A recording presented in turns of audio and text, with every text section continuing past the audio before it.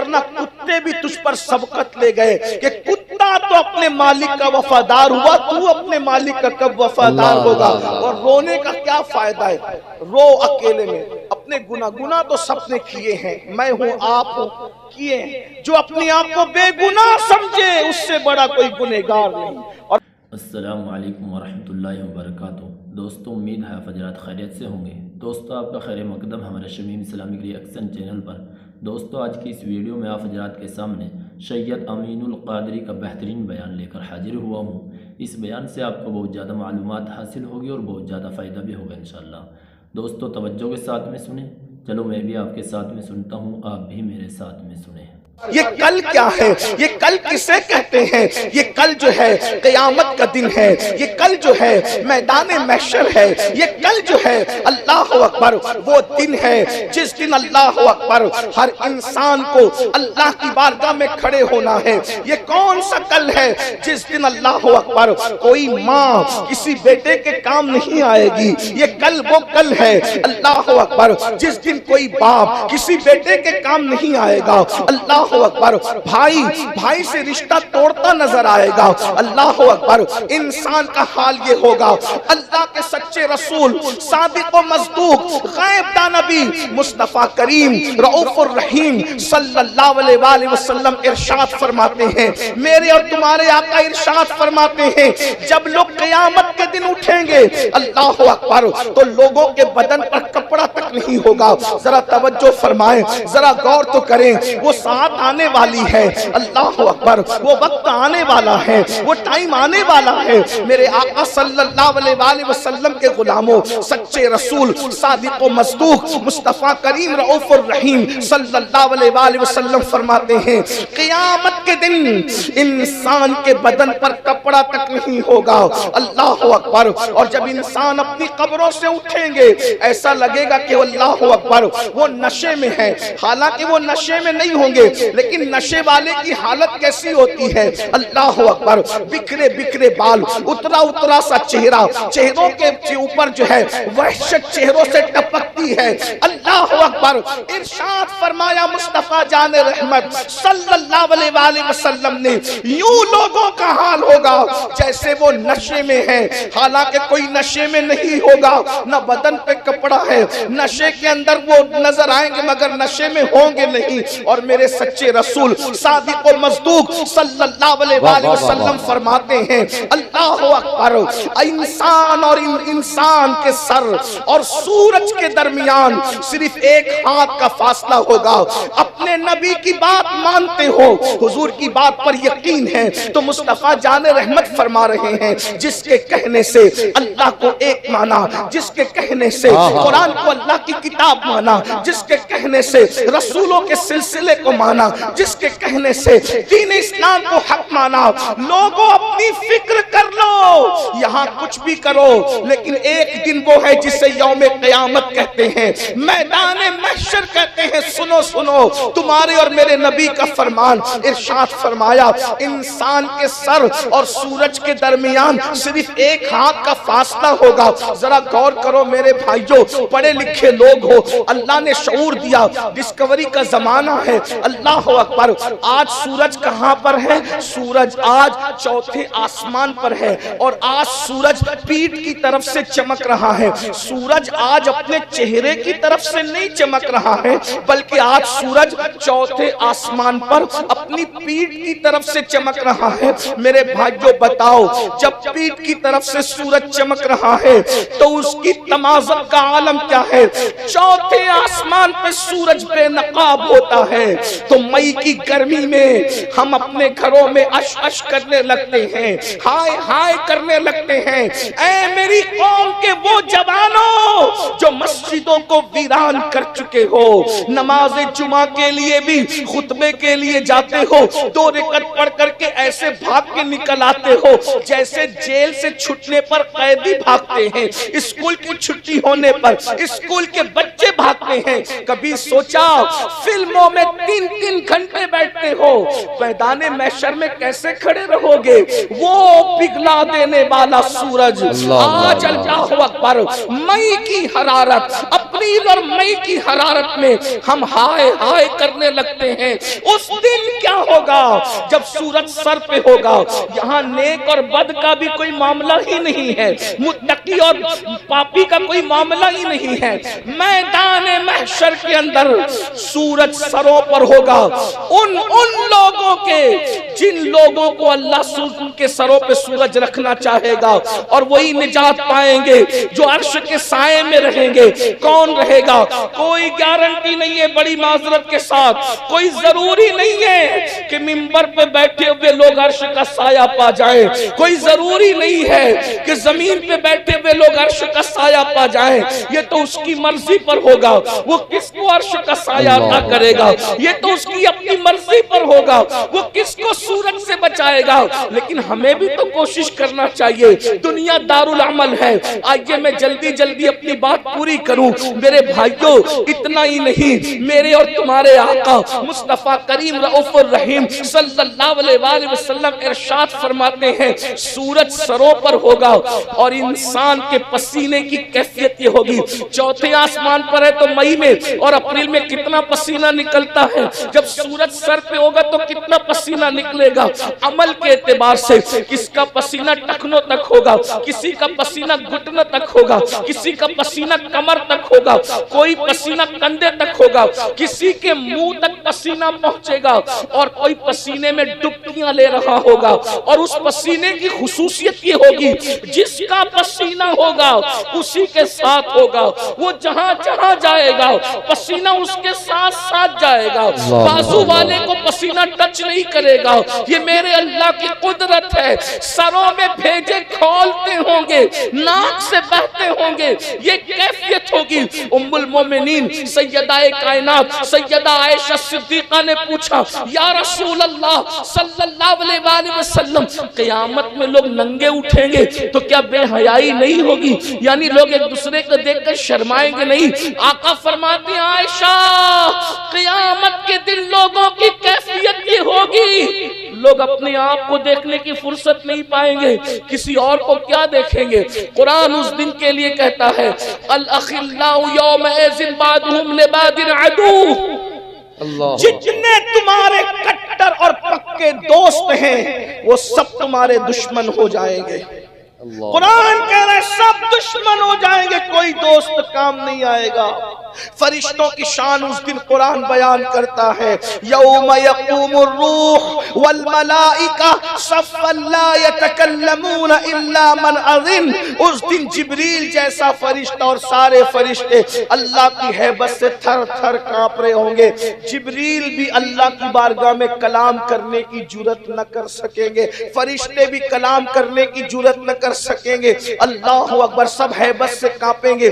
اس دن کے لیے آج کا جوان جو پاک بھی نہیں رہتا, کھڑے ہو کے پیشاب کرتا ہے, 5 کلمے بھی اس کو یاد نہیں ہے, وہ کہتا ہے جو ہوگا دیکھا جائے گا, قیامت میں جو ہوگا دیکھا جائے گا. میرے بھائیوں کیا دیکھو گے؟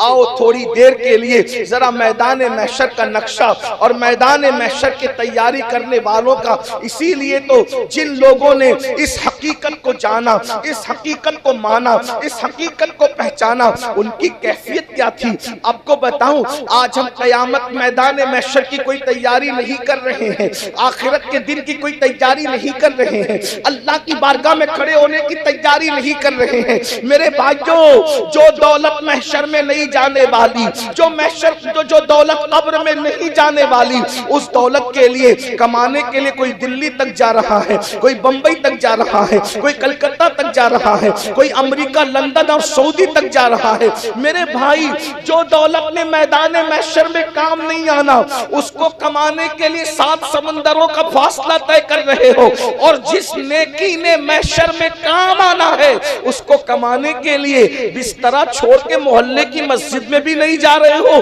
کتنے افسوس کی بات ہے، کتنے افسوس کی بات ہے۔ سوچو، ہم یہ نہیں کہتے نہ کماؤ، بالکل کماؤ، بالکل کھاؤ، بالکل موج مستیاں بھی کرو، انجوائے بھی کرو، لیکن حرام کام مت کرو، اللہ کو ناراض مت کرو، رب تبارک و تعالیٰ کے غضب کو چیلنج مت کرو۔ آج یہ آپ کو بتاؤں، جنت اتنی سستی نہیں ہے جتنی سمجھ رکھا ہے، میدان محشر اتنا آسان نہیں ہے جتنا سمجھ رکھا ہے۔ اللہ اکبر۔ آپ کو بتاؤں، افضل البشر بعد الانبیاء بالتحقیق سیدنا صدیق اکبر رضی اللہ تعالیٰ عنہ رو کر کے کہتے ہیں، کاش میں کسی مومن کے سینے کا ایک بال ہوتا۔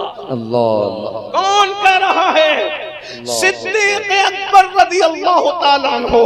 ہم سنیوں کے عقیدے میں جیسے جنت کا ہونا یقینی ہے، ویسے صدیق اکبر کا جنتی ہونا یقینی ہے۔ اللہ اکبر، نعرہ تکبیر۔ اس کے باوجود صدیق اکبر کہہ رہے ہیں، صدیق اکبر کہہ رہے ہیں، ذرا غور کیجئے، محسوس کیجئے، نعرے پہ مت جائیے گا، ابھی تھوڑا محسوس کیجئے، وقت بھی بچا لیں، میرے پاس بس جو ہے وہ 20 سے 25 منٹ کا ٹائم رہ گیا ہے، میں بات جلدی جلدی سمیٹ رہا ہوں، تھوڑی دیر کے لیے ذرا غور کر لیں۔ کون صدیق اکبر؟ اللہ اکبر، جس کے لیے قرآن میں آیت آ رہی ہے وَلَا سَوْفَ يَرْضَى۔ کون صدیق اکبر جس کے لیے اتقا کہا جا رہا ہے؟ کون صدیق اکبر؟ حضور اپنی بیماری کی حالت میں اپنے مصلی پر صدیق اکبر کو کھڑا کر رہے ہیں۔ کون صدیق اکبر؟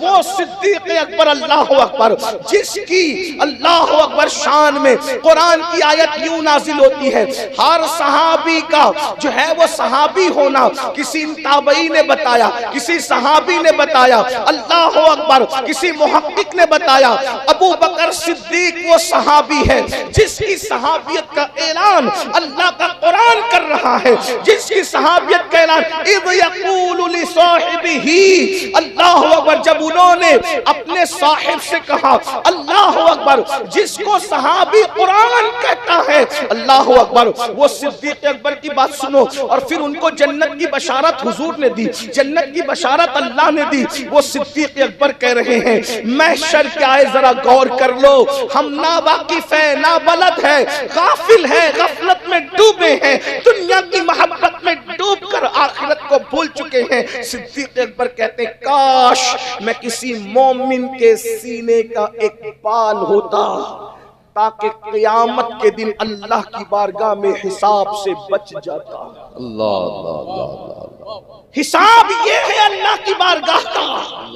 یہ وہ لوگ ہیں جن کو اللہ کی معرفت نصیب تھی، یہ وہ لوگ ہیں جن کو رسول اللہ کی معرفت نصیب تھی۔ اب سے پوچھتا ہوں، یہ تو صدیق ہے، اور صدیق کی بیٹی صدیقہ، کائنات میں کوئی عورت ایسی نہیں جس کے بستر پہ قرآن آیا ہو سوائے صدیقہ بنت صدیق کے۔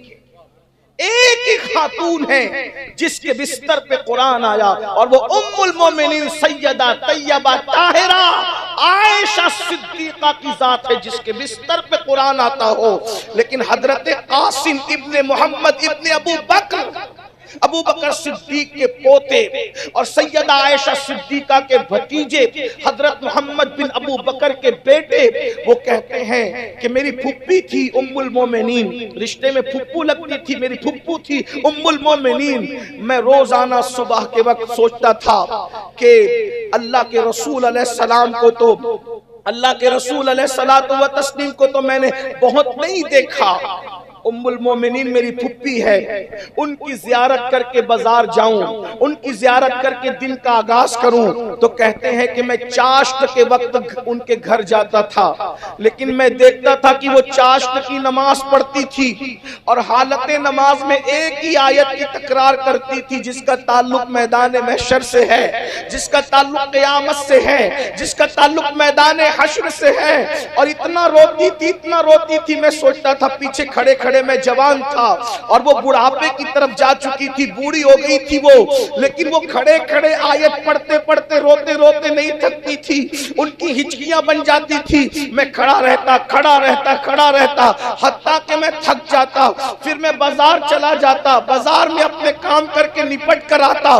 پھر بھی ام المومنین روتی نظر آتی، اور جب روتے روتے دوپٹے سے آنسو پوچھتی تھی تو وہ وقت آتا ان کا دوپٹہ اتنا بھیگ جاتا تھا جیسے دوپٹہ دھونے کے بعد پانی کو لوگ نچوڑتے ہیں، ام المومنین کے آنسوؤں کو ایسے نچوڑا جاتا، اور ام المومنین کہا کرتی تھی کاش میں پیدا نہ ہوتی۔ یہ ام المومنین کہہ رہی ہے، جس کے بستر پہ قرآن نازل ہو رہا ہے، وہ ام المومنین فرما رہی ہے۔ خواتین کی خاص توجہ، اللہ اکبر، میری بہنوں، گیم کھیلتے کھیلتے کھانا بنانے والی میری بہنوں، فیس بک پر اپنا وقت ضائع کرنے والی میری بہنوں، بیوٹی پارلر تک غیر مردوں کے پاس جا کر چہرہ بنانے والی میری بہنوں، میک اپ کے نام پر کافروں کی مانڈی پر ہاتھ رکھ کر مہندی لگانے والیوں میری بہنوں، ذرا تصور تو کرو، ام المومنین وہ ہے جس کے لیے فرمایا گیا کہ دنیا میں بھی رسول اللہ کی بیوی ہے اور جنت میں بھی رسول اللہ کی بیوی ہے۔ اب آپ مجھے بتاؤ، جس کو کہہ دیا گیا کہ جنت میں بھی حضور کی بیوی ہے تو وہ جائے گی کہاں؟ ان کا ٹھکانہ تو یقیناً جنت ہے، اللہ اکبر۔ لیکن اس کے باوجود بھی ام المومنین کا خوف دیکھے، جن کے رتبے ہیں سوا، ان کو سوا مشکل ہے، ان کی خشیت دیکھیں، کہتی ہے کاش میں پیدا نہ ہوتی، اور اگر پیدا ہوئی تو بچپن میں مر جاتی، مر کر بھولی بسری ہو جاتی، تاکہ قیامت میں اللہ کو مجھے جواب نہ دینا پڑتا، اللہ کو مجھے حساب نہ دینا پڑتا۔ ارے جس کا سرتاج شوہر شافعی یوم النشور ہے، جس کے شوہر کی شان یہ ہے، ایک میں کیا، میرے عصیاں کی حقیقت کتنی، مجھ سے سولاک کو کافی ہے اشارہ تیرا، اللہ اکبر۔ دل بس خوف سے پتہ سا اڑا جاتا ہے، پلہ ہلکا سہی بھاری ہے بھروسہ تیرا۔ وہ کہتی ہے پیدا نہ ہوتی، پیدا ہوئی تھی تو بچپنے میں مر جاتی، پھولی بسری ہو جاتی، محشر میں جواب نہ دینا پڑتا۔ ہمیں بھی کوئی فکر ہے محشر کی، ہمیں بھی کوئی اللہ کو جواب دینے کی فکر ہے، اللہ اکبر۔ بہنوں کا حصہ دبا لینے والوں، کوئی فکر ہے اللہ کو جواب دینے کی، بھائیوں کا حق ادا نہ کرنے والوں، ماں باپ کو گلی گلی پھرانے والوں، آج بیٹے کہتے ہیں تیری ماں ہے تو لے جا، تیری ماں ہے تو لے جا، جو ماں کا حق ادا نہ کرے وہ محشر میں کیا منہ لے کر جائے گا۔ نشہ کرنے والوں، حدیث پاک میں آیا ہے جس نے نشہ کیا ہوگا قیامت کے دن یا تو سور کی شکل میں آئے گا یا تو بندر کی شکل میں آئے گا۔ جس نے 1 انچ کسی کی زمین پہ قبضہ کیا ہوگا، نیچے نیچے نیچے نیچے نیچے تحت الثری تک اتنی زمین کاٹ کر اس کے گلے میں توق بنا کے ڈال دی جائے گی۔ کبھی 50 کلو کے پھول کو گلے میں لٹکا کر دیکھنا، جب 50 کلو کے پھول گھنٹہ بھر گلے میں لٹکا کر کے بیٹھ نہیں سکتے تو جتنی تحت الثری تک زمین ہے، جتنی قبضہ کی تھی اتنی تحت الثری تک زمین کاٹ کے گلے میں لٹکائی جائے گی۔ کب تک؟ جب تک لوگوں کا حساب کتاب نہ ہو جائے۔ آج دادا گیری چل رہی ہے، لوگ اپنی طاقت کا مس یوز کر رہے ہیں، اللہ اکبر۔ یاد رکھنا محشر اتنا آسان نہیں۔ آخری بات ایک روایت میں سمیٹ کر بات پوری کر دوں۔ لوگ سمجھتے ہیں ارے اللہ بخشنے والا ہے، مولانا اتنا مت ڈرا، یہ مولانا لوگ تو بہت ڈراتے ہیں۔ یاد رکھنا مولانا کو پتا ہے حدیث کیا ہے، اسی لئے میں کہتا ہوں شاعری کی دنیا الگ ہے، حقیقت کی دنیا الگ ہے۔ شاعری کی دنیا الگ ہے، حدیث کی دنیا الگ ہے۔ یہ کہنا بہت آسان ہے، ایسا ہو جائے گا اور ویسا ہو جائے گا، کیا ہوگا سنیے، حدیث میں سنیے۔ میں جو شاعری میں اس کا منکر نہیں ہوں، لیکن وہ کسی الگ لوگوں کے لیے، وہ میرے آپ کے لیے نہیں ہے، لیکن سنے بات پوری کر رہا ہوں۔ جو جتنا اللہ سے ڈرے گا اس کا اتنا کام بنے گا، جو جتنی محنت کرے گا، عمل کرے گا اللہ کو راضی کرنے کے لیے، اتنا اس کا کام بنے گا۔ آج اپنے اعمال دیکھو، احوال دیکھو، ہم تو کچھ بھی نہیں، ہمیں دین کا بھی کچھ پتہ نہیں، کچھ ٹھکانہ نہیں، کلمے بھی یاد نہیں، درود بھی یاد نہیں، نماز بھی صحیح نہیں پڑھ پاتے ہیں۔ وہ لوگ جنہوں نے قرآن اترتے دیکھا، جن کی شان میں قرآن کی آیتیں نازل ہوئی، ایک ہستی کو پیش کر دوں اور بات پوری کروں۔ وہ ذات ہے جانشین رسول، جانشین دوم، خلیفہ دوم، امیر المومنین سیدی عمر ابن خطاب رضی اللہ تبارک و تعالی۔ پہلے سن لیں، حضرت عمر ابن خطاب کوئی معمولی ہستی تو نہیں نا، آپ جانتے ہیں جن کی رائے کی تائید میں قرآن کی کم و بیش 22 آیتیں نازل ہوئی ہے، یہ فاروق اعظم ہے، یہ فاروق اعظم ہے۔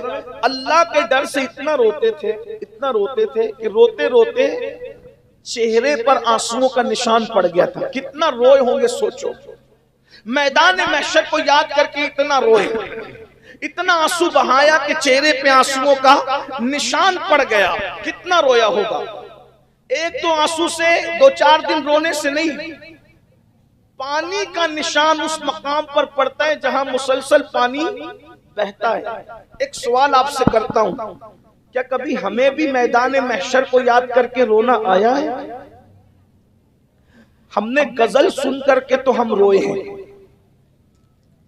گانا سن کر بھی ہم کبھی روئے ہیں، بلکہ فلم میں ہیرو ہیروئن کے جدائی کے مناظر کو دیکھ کر بھی ہم روئے ہیں، دوستوں کی جدائی پر بھی روئے ہیں، کسی کی میت پر بھی روئے ہیں، حتیٰ کہ کبھی موبائل کے گم ہونے پر بھی روئے ہیں، ہم کبھی پیسے گم ہونے پر، جیب کے کٹنے پر بھی روئے ہیں۔ کیا کبھی اس لیے بھی رونا آیا کہ میں اللہ کو جواب کیا دوں؟ اللہ مجھ سے پوچھے گا، میں جواب کیا دوں گا؟ قرآن کہتا ہے اَيَحْسَبُ الْإِنسَانُ أَن يُتْرَكَ سُدًى، کیا انسان یہ تصور کرتا ہے اللہ اس سے حساب نہیں لے گا؟ اللہ حساب نہیں لے گا، حساب اور ضرور لے گا، جس سے چاہے گا حساب لے گا، اور کتنا لے گا؟ فَمَن يَعْمَلْ مِثْقَالَ ذَرَّةٍ خَيْرًا يَرَهُ وَمَن يَعْمَلْ مِثْقَالَ ذَرَّةٍ شَرًّا يَرَهُ۔ ذرے برابر نیکی کی ہوگی اللہ دکھائے گا، دکھائے گا، ذرے برابر برائی کی دکھائے، قرآن کہتا ہے یرا، دکھائے گا۔ دکھانے کا مطلب سمجھا؟ جب دیکھیں گے اس کیفیت کو تو تب جانیں گے، لیکن مجھے جو سمجھ میں آتی ہے میں آپ کو تھوڑی سی کوشش کرتا ہوں، حتمی بات نہیں ہے، صرف میں اشارہ دے رہا ہوں کہ دکھانے کا کیا اثر پڑتا ہے۔ حضرت غالب میاں صاحب یہاں کے سجادہ نشین ہیں، آپ کے مرشد ہیں، ٹھیک؟ اگر میاں کے پاس کسی نے آ کر کے کہا حضرت عرس میں یہ عبداللہ چوری کر رہا تھا موبائل، عبداللہ نے کہا نہیں حضرت یہ جھوٹ بول رہے، غلط ہے، میں نے چوری نہیں کی، بات ختم ہو جائے گی؟ وہ بندہ کہے گا حضرت 2 گواہیں، یہ بھی جھوٹے اس کے دوست ہیں، بات ختم ہو جائے گی؟ حضرت 4 گواہیں، یہ بیٹھا کر کے سب کو لایا، بات ختم ہو جائے گی؟ ایک بات۔ دوسری بات یہ ہے، سمجھانے کے لیے کہہ رہا ہوں، قرآن کی آیت کا حتمی مطلب نہیں پیش کر رہا، صرف آپ کو معرفت ہو جائے فَمَن يَعْمَلْ مِثْقَالَ ذَرَّةٍ خَيْرًا يَرَهُ اور شَرًّا يَرَهُ۔ توجہ کرنا بہنوں کی بھی، ایک بندہ چوری کر رہا تھا عرس میں موبائل، دوسرے حضرت کے مرید نے شکایت نہیں کرنی، اس نے موبائل نکالا، ویڈیو بنا لی، اور ویڈیو بنا کر کے حضرت کے پاس لایا، دیکھو حضرت کیا ہو رہا ہے۔ اس وقت جب عبداللہ کو بلا کر کے کہا جائے گا عبداللہ تو چوری کر رہا تھا، یہ دیکھ، یہ دیکھ، اس کا گناہ اس کو دکھا، بولو وہ انکار کر سکے گا؟ انکار کر سکے گا؟ اپنے پیر کے سامنے اگر چوری کی ویڈیو آ جائے اور وہ ویڈیو چلائی جائے یہ تو ہی ہے، تو شرمندگی کا کیا عالم ہوگا؟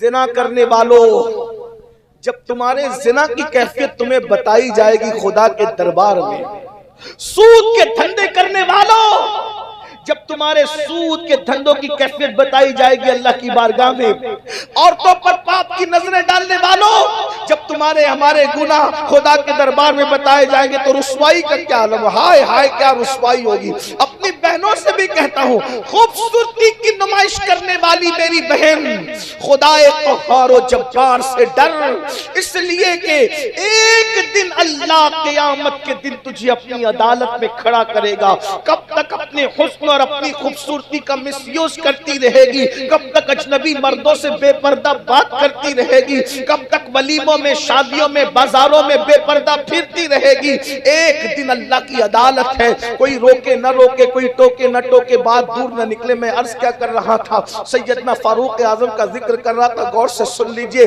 فاروق اعظم اللہ کے خوف سے کتنا روئے. اور ایک بات آپ کو بتاؤں، مشورہ دے رہا ہوں، اللہ کرے آپ مان جائیں. کبھی ہو سکے تو اکیلے میں بیٹھ کر اپنے گناہوں پر رویا کریں. میں بہت بڑا عمل آپ کو دے کر کے جا رہا ہوں. آپ دعا دیں گے، اللہ کرے محشر میں آپ کی میری بگڑی بن گئی تو شاید وہاں بھی آپ مجھے دعا دے دے، میری بگڑی آپ بنا دے. لیکن اکیلے میں بیٹھا کرے تو گناہوں پہ رویا. دیکھو گناہ ہو ہی جاتے ہیں، آپ ہیں یا ہم، گناہ ہم سے ہونا ہی ہے. گناہ ہونا اپنی جگہ، لیکن گناہ ہو جائے تو رونا یہ انسان کی عادت ہونی چاہیے. اس کو مناتے رہو، پتہ نہیں کب مان جائے. اور سب سے آسان اسی کو منانا ہے. اللہ سے زیادہ آسان کسی کو منانا نہیں ہے. سب لوگوں کو منانا مشکل ہے، اللہ کو منانا بہت آسان. اور اس کا طریقہ کیا ہے؟ اکیلے میں سب کے سامنے اگر آنسو آئے تو یہ بھی حدیث میں آیا ہے، اگر محفل میں ایک بندے کی آنکھ سے آنسو نکل جائے تو پوری محفل بخش دی جاتی ہے. سبحان اللہ، سبحان اللہ.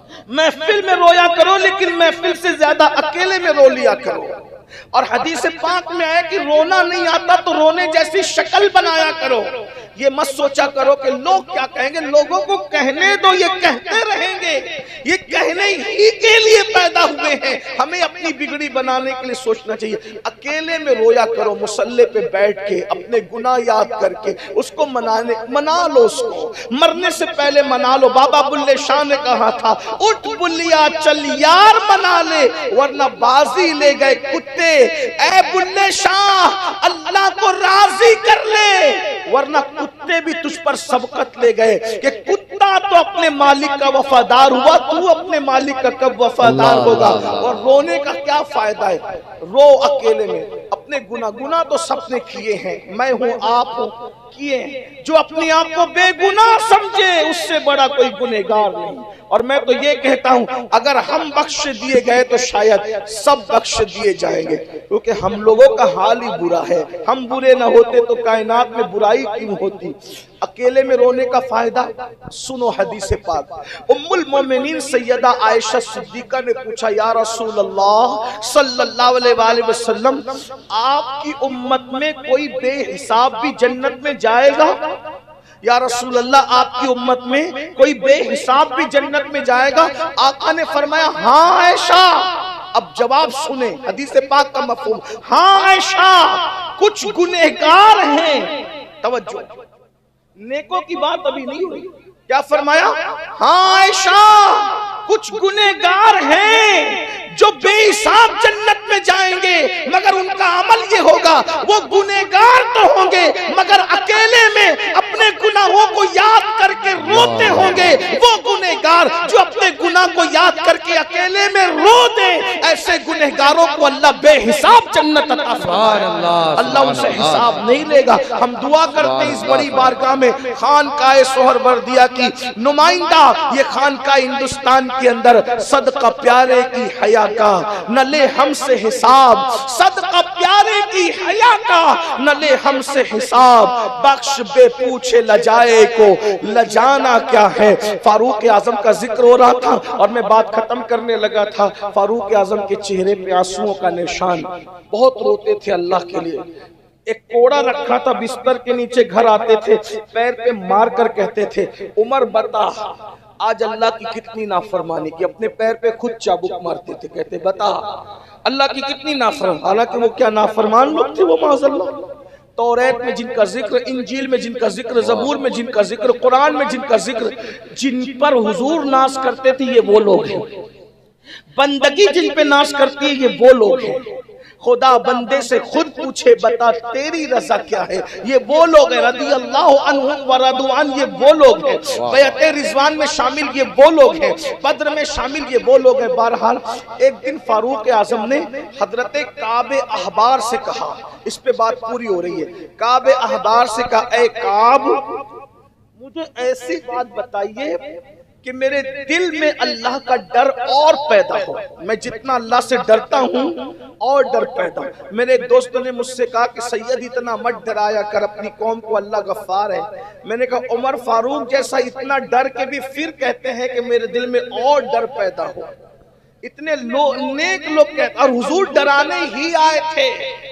یا ایھا المدثر قم فانذر، ایک کمبل اوڑھنے والے محبوب اٹھو لوگوں کو ڈراؤ. حضور ڈرانے ہی آئے تھے. فاروق اعظم نے حضرت کعب سے کہا کعب مجھے ایسی باتیں بتا، ایسی باتیں سنا کہ میرے دل میں اللہ کا ڈر اور پیدا اور پیدا. اب حضرت کعب نے کیا بتایا سن لیں. کعب احبار کہتے ہیں، جلدی جلدی پڑھ رہا ہوں آپ بہت اچھے سے سن رہے ہیں لیکن توجہ، یہ جو کھڑے ہونے والے بے چین ہیں میں چاہتا ہوں کہ وہ چین سے سن لیں. کعب احبار کہتے ہیں امیر المومنین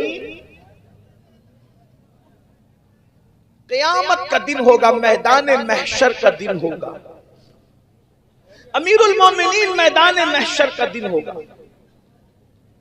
اور میدان محشر کے دن اللہ ایک پہاڑ پر سب کو جمع کرے گا. تمام مخلوق کو اللہ پہاڑ پہ جمع کرے گا. وہ اللہ ہے، وہ جہاں جسے چاہے جمع کر دے. وہ کہتے ہیں اللہ پہاڑ پہ لوگوں کو جمع کرے گا اور سارے فرشتے صف بنا کر کے کھڑے ہوں گے. پھر اللہ تبارک و تعالی حضرت جبریل کو حکم دے گا جبریل جہنم کو لے آؤ. اب میدان محشر میں جہنم آ رہی ہے. غور کریں قرآن اس کو کہتا ہے ہاذہ جہنم التی کنتم توعدون. اللہ قیامت کے دن کہے گا یہ جہنم ہے جس کا تم سے وعدہ کیا گیا تھا. اور جہنم کا مذاق اڑانے والوں قیامت میں جہنم آ رہی ہے. منظر کیا ہے؟ جبریل امین کو حضرت کعب احبار کہہ رہے ہیں کہ جہنم کو لانے کا حکم ہوگا، جبریل جہنم لے کر آؤ. تو کعب احبار کہتے ہیں امیر المومنین جب قیامت کے دن جہنم لائی جائے گی تو اس کے منہ میں 70,000 لگامیں ڈالی جائے گی. 70,000 لگامیں ڈال کر جہنم کو فرشتے کھینچ کر لائیں گے.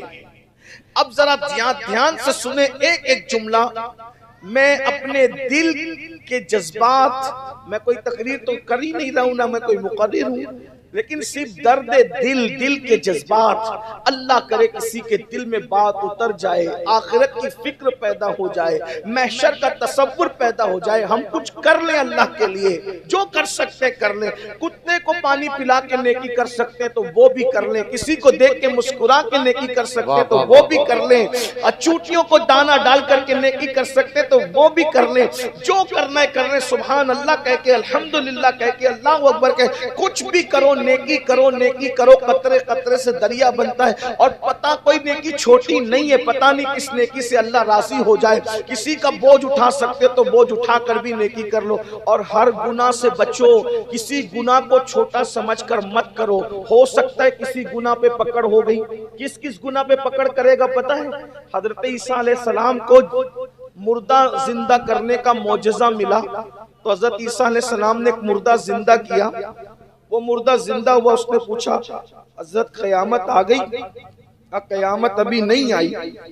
تو کون ہے؟ کہا کہ میں کئی 100 سال سے قبر میں پڑا ہوا ہوں، اپنے دور کا بڑا نیک متقی پرہیزگار انسان ہوں. کہا اچھا تو تیرے ساتھ کیا ہوا؟ کہا ابھی تک میری بخشش نہیں ہوئی. میں بہت نیک تھا، پرہیزگار تھا، متقی تھا، میری مغفرت نہیں ہوئی، میری بخشش نہیں ہوئی. کوئی دادا گیری بابا گیری وہاں نہیں چلنے والی بھائی. جس کو اللہ چاہے گا اسی کو بخشے گا.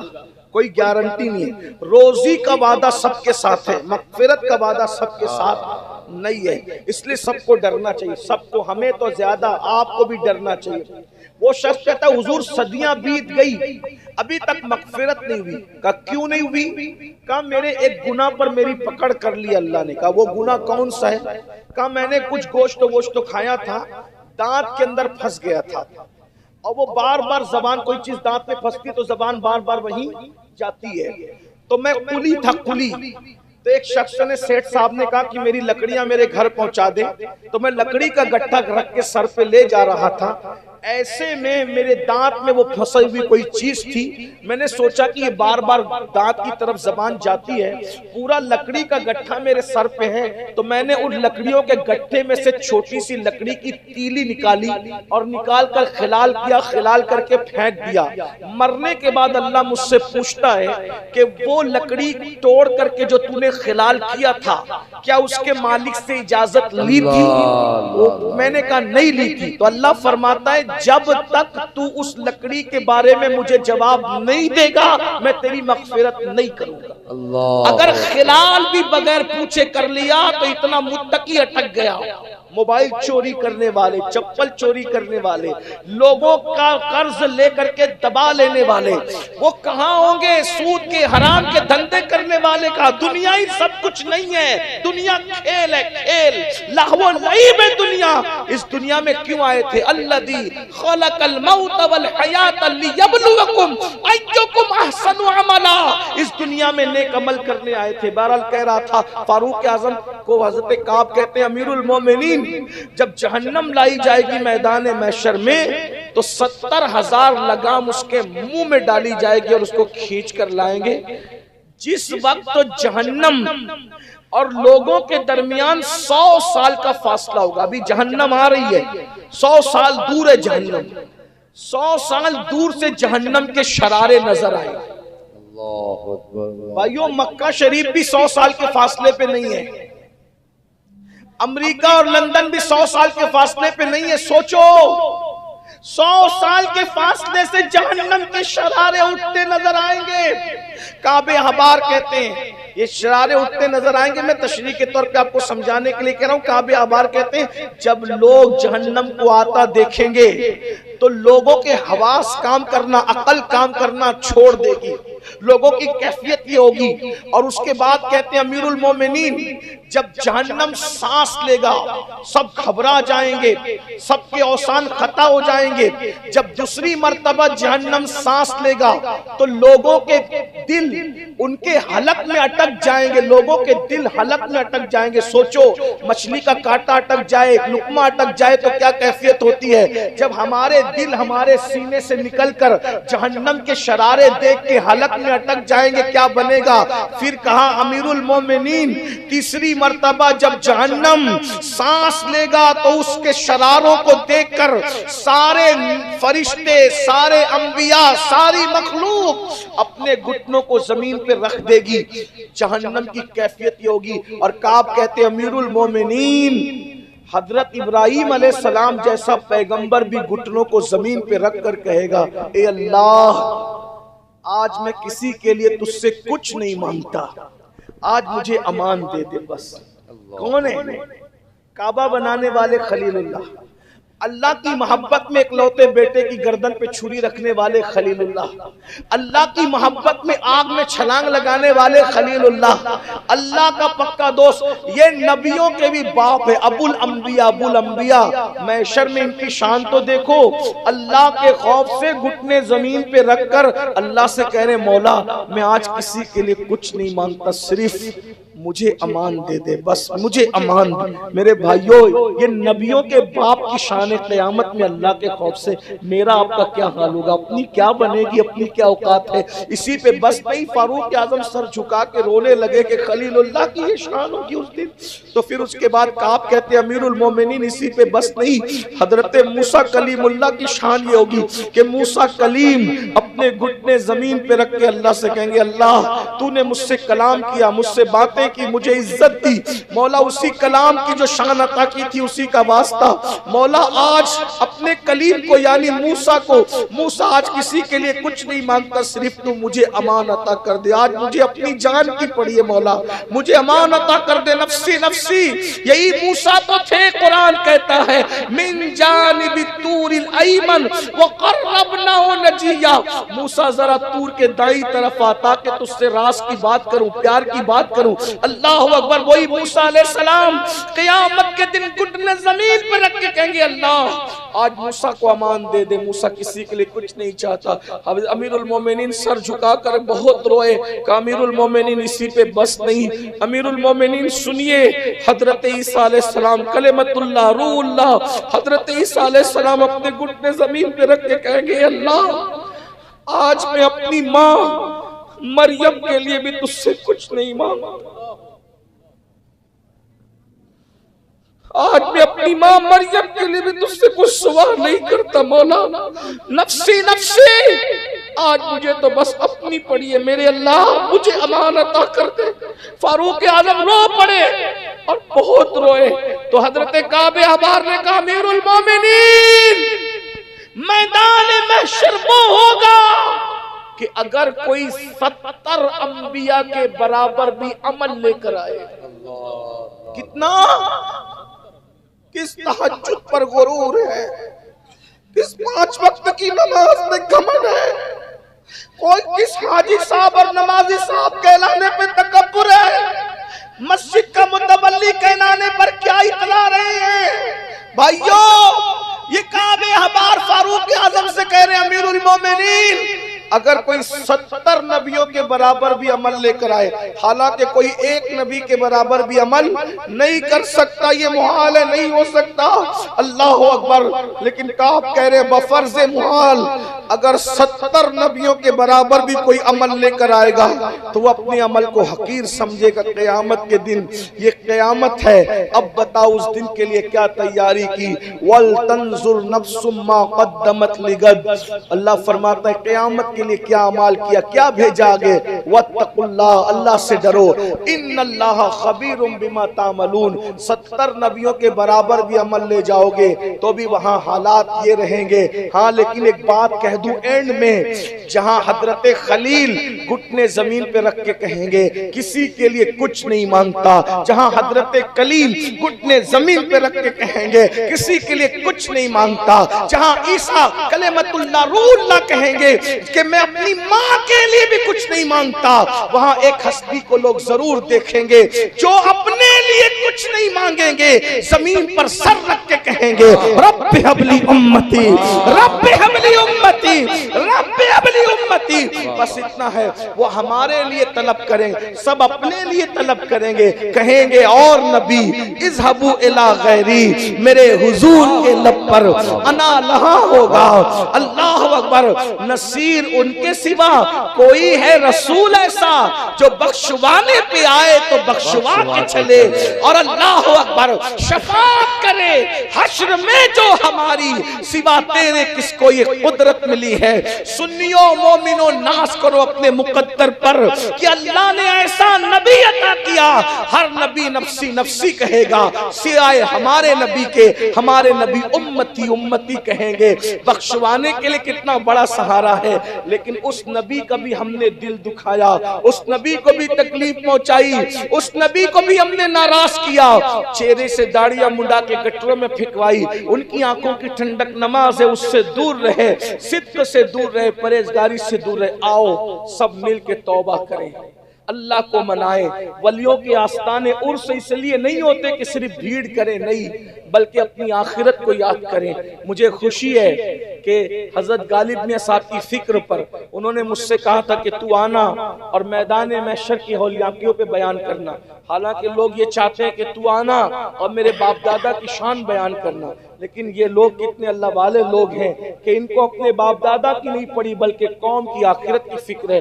بہت بڑی بات ہے، میں سلام کرتا ہوں اس فکر پر، اس فکر پر سلام کرتا ہوں، اللہ جزائے خیر دے۔ بس اتنا کہوں گا توبہ کر لو، ہر وقت توبہ کرو، गुनाह हो जाए, देखो गुनाह होते रहेंगे इंसान है। किसी ने कहा था खता बशर के लिए है, बशर खता के लिए हम गुनहगार हैं। गुनाह होते, गुनाह करो मत, हो जाए तौबा करो। अल्लाह के रसूल अलैहिस्सलाम खुद फरमाते हैं कि एक दिन में मैं 70 मरतबा इस्तिग़फ़ार करता हूँ। फरमाया एक दिन में मैं 100 मरतबा इस्तिग़फ़ार करता हूँ। तौबा से कभी पीछे मत रहो। अल्लाह का वादा है जो बंदा तौबा करता है हम उसको गुनाह से ऐसे पाक कर देते हैं जैसे वो अभी अपनी माँ के पेट से पैदा हुआ। एक छोटा सा वाकया याद आ रहा है, बहुत अच्छा आप सुन रहे हैं। तौबा के मुतालिक में बात अर्ज़ करके बात खत्म करूं। तौबा करो, अल्लाह माफ करता है। कितना भी पापी तौबा करे, कितना भी बुरा तौबा करे, कितना भी गंदा इंसान तौबा करे, अल्लाह उसको माफ ही करता है। अल्लाह का वादा है जो तौबा करेगा हम उसको माफ करेंगे, जो तौबा करेगा हम उसको बख्श देंगे। यार इरशाद फरमाया गया तौबा करने वालों को हम अपना महबूब बना लेते हैं। तो अगर आप इजाजत दे तो मैं एक छोटा सा वाकया अपने अल्फाज के जामे में मेरा वक्त तो पूरा हो गया। असल में अगर जलसे वाले मुझे अगर कहें भी तकरीर के लिए तो मैं नहीं कर पाऊंगा, क्योंकि मुझे यहाँ से हर सूरत में निकल के 5 बजे एयरपोर्ट पहुंचना है। लेकिन आप बहुत अच्छे से सुन रहे, बहनों की भी तवज्जो, कोई तौबा कर ले, कोई कर ले तौबा, अल्लाह क्या मकाम अता करता है उसको। और मुझे बात याद आ रही है तौबा के हवाले से कि एक लड़की थी मिस्र में एक लड़की थी और वो डांस करती थी, नाचती थी, नचनिया थी। वो नचनिया, वो खानकाहों ने लोगों को संवारने का बहुत काम किया, बल्कि मैं कहता हूं कि असल काम बाद के अदवार में अवाखिर में सूफिया ही ने किया है। क्योंकि सूफिया के यहाँ एक फलसफा है, तोड़ो मत जोड़ो। सच्चे सूफी की पहचान 2 है। नंबर 1, वो खुदा को राजी करने के लिए मखलूक के दिलों को जोड़ता है। जो दिल जोड़ना न जाने वो खुदा से कभी जुड़ नहीं सकता। हजरत बाबा फरीदगंज शक्कर के पास एक मुरीद आया, का हुजूर तोहफा लाया हूँ, लोहार हूँ। क्या तोहफा है? का कैंची। का बाबा हम सूफी लोग हैं, हमारे पास कैंची न लाया करो। तू लोहार है तो सुई बनाना भी तो जानता होगा, सुई भी तो जानता होगा। कहाँ जानता हूँ? का हमारे पास कैंची न लाना, सुई लाना, क्योंकि कैंची 1 को 2 कर देती है और सुई धागा 2 को 1 कर देता है ना?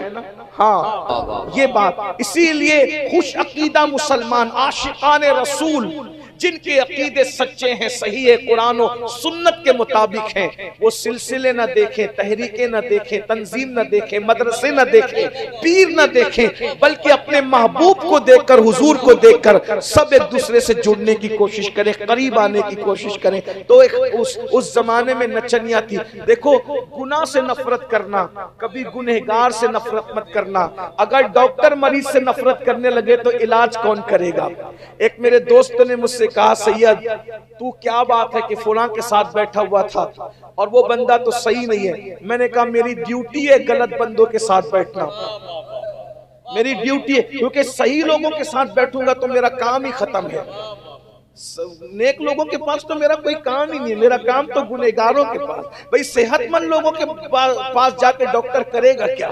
उसने तो गुनहगारों के लिए हॉस्पिटल खोला है ना, कि यहाँ गुनहगार लोग हैं, आते ही गुनहगार लोग हैं। तो खानकाहों में भी गुनहगार, हॉस्पिटल में बीमार आते हैं, खानकाहों में गुनहगार आते हैं। और खानका की ये शान है कि जो खानका गुनहगार को पनाह ना दे सके फिर वो खानका नहीं है।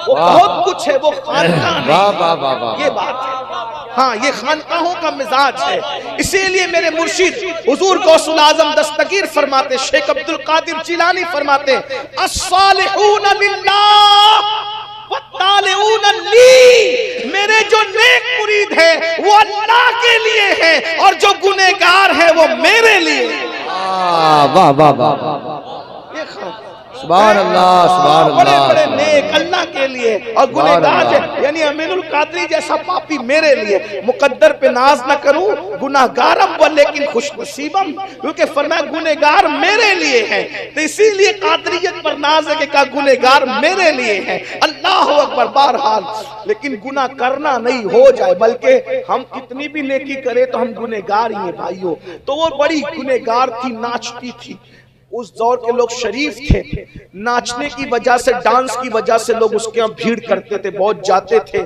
تو شریف لوگوں کو تکلیف ہوئی۔ اس دور میں خانقاہ تھی مصر میں، اور اس خانقاہ کا سجادہ نشین بلکہ شیخ پیر طریقت ہمارے مرشد حضور سیدی ذوالنون مصری رضی اللہ تبارک و تعالی۔ ذوالنون مصری بڑے عظیم ولی، کبھی وقت ہو تو ان کا تذکرہ کسی عالم سے چھیڑ کے دیکھنا، صوفی سے بتائیں گے کہ بڑے عظیم بزرگ ہے ذوالنون مصری۔ بہرحال تو ان کی خانقاہ میں لوگ آئے، سرکار یہ لڑکی نے تو تباہی مچا دی، اس کا مجرا ڈانس سننے کے لیے لوگ بہت جاتے، لڑکے بگڑ رہے، معاشرہ خراب ہو رہا ہے۔ تو کہا کریں کیا؟ کہا اس کو شہر سے نکال دے، اس کا بائیکاٹ کر دے۔ ذوالنون مصری نے کہا تمہارا مقصد بائیکاٹ ہے یا گناہ کا خاتمہ ہے؟ انہوں نے کہا گناہ کا خاتمہ ہے۔ کہا میں بائیکاٹ کر کے اس کو اپنے مصر سے نکال دوں، کہیں اور جا کے گندگی پھیلائے گی تو وہاں کوئی ذوالنون ہوگا؟ اللہ ہم شہر سے نہیں نکالیں گے، اس کو سدھارنے کی کوشش کریں گے۔ اسی لیے میری گزارش، جو بگڑے اس کو نکالنے کی کوشش نہیں کرنا، سدھارنے کی کوشش کریں۔ ایکشن نہیں، اونلی کریکشن۔ جب تک کہ کریکشن کرتے رہو گے معاملات درست رہیں گے، اور اگر ایکشن لیتے رہو گے تو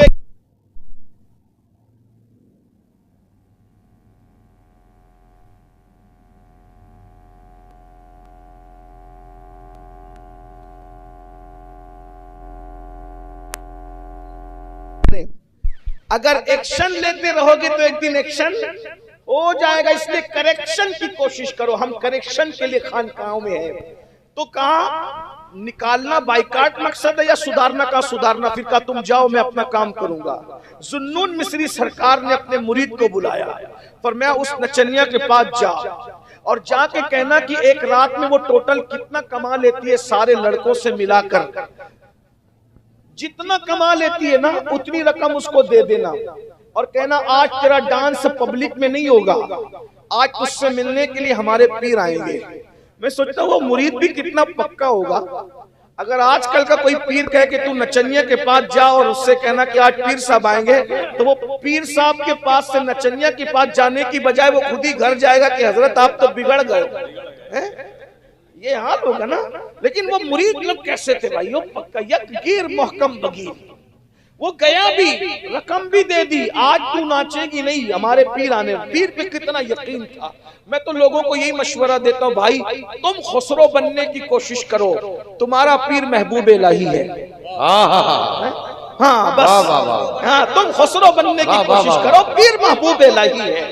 اور بغیر عقیدت کے کچھ نہیں ملتا، بغیر یقین کے۔ لیکن وہی پیر محبوب الہی ہے جس کا عقیدہ درست ہو، جو پابند شرع ہو۔ بس عقیدہ دیکھنا اور شریعت کی پابندی دیکھنا، تیسری بات دیکھنے کی ضرورت نہیں۔ انشاءاللہ محبوب الہی ہے، سبحان اللہ۔ تو بس وہ گیا، جانے کے بعد رقم دے دی، مرشد عشاء کی نماز پڑھی، مصلی ڈالا کندھے پر، عصا لیا اور چل پڑے۔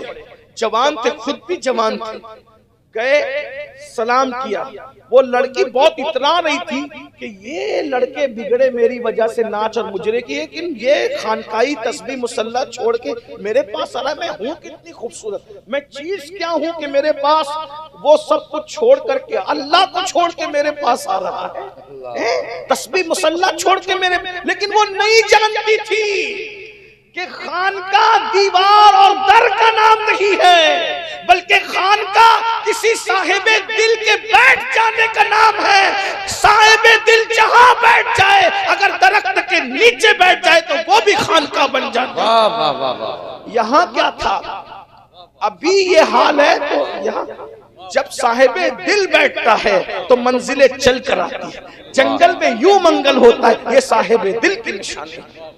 بہرحال گئے، سلام کیا، اس نے جواب دیا اور فرمایا بیٹی، توجہ کریں یہ انداز اللہ والوں، گنہگار کو کہا بیٹی آج ہم نماز پڑھیں گے۔ ہائے ہائے، وہ رو پڑی، بیٹی آپ مجھے بیٹی کہیں؟ یہاں تو جو آتا ہے مجھے پاپ کی للچائی نظر سے دیکھتا ہے، بڈھے بڈھے جن کے منہ میں دانت نہیں، پیٹ میں آنت نہیں، وہ بھی پاپ کی نظر سے۔ آپ جوان ہیں کہتے ہیں بیٹی کا؟ ہاں جوان ہوں، لیکن تجھ سے عمر میں بڑا ہوں اور میرے مذہب کی تعلیم ہے، اگر کوئی برابر کی ہو تو بہن، چھوٹی ہو تو بیٹی، اور اگر بہت بڑی عمر کی ہو تو ماں. چوتھا کوئی رشتہ اسلام نہیں لگاتا کسی عورت سے. ماں بہن بیٹی اسی روپ میں ہم دیکھتے ہیں عورتوں کو. آج ہم نماز پڑھیں گے. وہ رو پڑی, حضرت آپ نماز کی دعوت لے کر آئیں.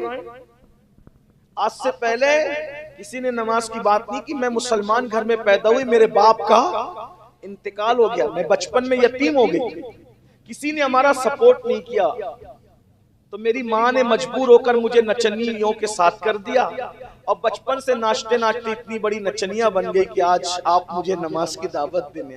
ایک جملہ عرض کر کے آگے بڑھوں گا. آج آپ کو بہت درد ہے نا, بچیاں بھاگ رہی ہے غیروں کے ساتھ. بچیاں یوں ہی نہیں بھاگتی, ہم نے ان کی غربت کا احساس کب کیا. مجبوری انسان کو تباہ کر. اگر آج برقع پہن کر مسلمانوں کی بیٹیاں سگنلوں پہ بھیک مانگ رہی ہے, 2% بے غیرت ہوگی, لیکن 98% عورتیں جان بوجھ کے بھیک نہیں مانگتی. جب قوم کے سرمایہ دار مدد نہیں کرتے تو یہی حال ہوتا ہے. اگر آج قوم کی بیٹیاں لوجوں میں بک رہی ہے تو کہیں نہ کہیں ہم قصوروار ہیں کہ ہم نے ان کی مدد نہیں کی, ان کا خیال نہیں کیا. بہرحال وہ کہا کہ کسی نے سپورٹ نہیں کیا تو میری ماں نے مجھے نچنیوں کے ساتھ کر دیا, اور آج میں اتنی بڑی نچنیاں بن گئی. آج آپ نماز کی دعوت لے کر آئے, نماز پڑھوں گی. مجھے تو نماز پڑھنا آتی نہیں, وہ میرے پیچھے کھڑی ہو جا, میں جیسے کرتا ہوں ویسے کر, پھر اللہ کی شان دیکھ. پیچھے کھڑی ہو گئی, وضو کر کے ذوالنون نے نماز شروع کر دی. نماز شروع کیا کی, تلاوت جب شروع کی, اللہ کے قرآن میں اتنی طاقت ہے, اتنی تاثیر ہے کہ بڑے بڑے پگھل جاتے ہیں. عمر ابن خطاب جیسی حیثیت پگھل گئی, اسلام کے دامن میں آ گئی. قرآن کی برکت ہے, مدینہ منورہ فتح ہوا قرآن کی برکت ہے. بہرحال دنیا فتح ہوئی قرآن کی برکت ہے. یہ اور بات ہے, آج ہم قرآن نہیں پڑھتے, اللہ پناہ میں رکھے. قرآن پڑھو, جو قرآن نہیں پڑھتا وہ قیامت کے دن اندھا اٹھایا جائے گا. اس لیے انہوں نے قرآن پڑھنا شروع کیا. آپ قرآن پڑھ رہے تھے اور وہ روتی جا رہی تھی, اس کے دل پہ قرآن اثر کر رہا تھا. اتنا روئی کہ پہلی مرتبہ اللہ کے خوف سے اس پر ہچکیاں طاری ہو گئی, ہمک ہمک کر رونے لگی. خوب روئی. جب حضرت ذوالنون نے دیکھا کہ رونے کی آواز آ رہی ہے, ہمک ہمک کے رو رہی ہے, لوہا گرم دیکھا, ہتھوڑا مارنے کی کوشش کی, فوراً اللہ اکبر کہا. رکوع میں گئے, رکوع سے سر اٹھایا, سجدے میں سر رکھا, اس نے بھی سجدے میں سر رکھا. زبان سے ذوالنون مصری سبحان ربی العالی سبحان ربی العالی سبحان ربی العالی کہہ رہے تھے, اور دل ہی دل میں کہہ رہے تھے, اے اللہ بڑی محنت سے اس آوارہ, اس پاپی, اس عیاش, اس نچنیاں کو بہت محنت کر کے یہاں تک لایا ہوں. مولا یہاں تک لانا میرا کام تھا, اس کے آگے سنبھالنا تیرے کرم پر ہے. اگر تیری رحمت نے سہارا نہ دیا تو دوسرا سجدہ دنیا کی کوئی طاقت اس سے کروا نہیں سکتی. کیا دل سے بات نکلی تھی, دل سے جو بات نکلتی ہے اثر رکھتی ہے, پر نہیں طاقت پرواز مگر رکھتی ہے. ذوالنون کی اللہ اکبر دل کی آہیں باب اجابت الہی سے ٹکرا گئی, اور اس کے بعد نماز پوری کر کے سلام پھیرا تو وہ لڑکی غائب تھی. ساری دولت, ساری حویلی, سارا مال چھوڑ کر وہ غائب ہو چکی تھی. لوگوں نے بہت ڈھونڈا, بہت ڈھونڈا, بہت ڈھونڈا, اس کو نہیں پایا. آخرکار مصر میں وہ لڑکی قصہ پارینہ بن گئی. کبھی کبھی لوگ کہتے تھے ایک نچنیاں تھی, ایسی تھی ویسی تھی, لیکن ذوالنون نے کیا جادو کیا اور وہ لڑکی غائب ہو گئی, ختم ہو گئی. وہ نظر ہی نہیں آتی, ملتی نہیں, مال منال چھوڑ کے سب غائب ہو گئی. دو عالم سے کرتی ہے بیگانہ دل کو عجب چیز ہے لذت آشنائی. یار کی آشنائی کی لذت جسے مل جائے وہ سب کو چھوڑ دیتا ہے. بہرحال بہت دن گزرے, ذوالنون مصری کی جوانی بھی ختم ہو گئی, وہ بھی بوڑھے ہو گئے. بڑھاپے میں ایک دن تہجد کے بعد وظیفے میں مصروف تھے, مشغول تھے. اچانک اونگ آئی تو آنکھ بند ہوئی تو کسی کہنے والے نے کہا, ذوالنون کیا تو چاہتا ہے ہم تجھ سے راضی ہو جائیں؟ اگر چاہتا ہے تو آج میرے دوست کا انتقال ہو گیا ہے, اس کے جنازے میں شریک ہو جا, ہم تجھ سے راضی ہو جائیں.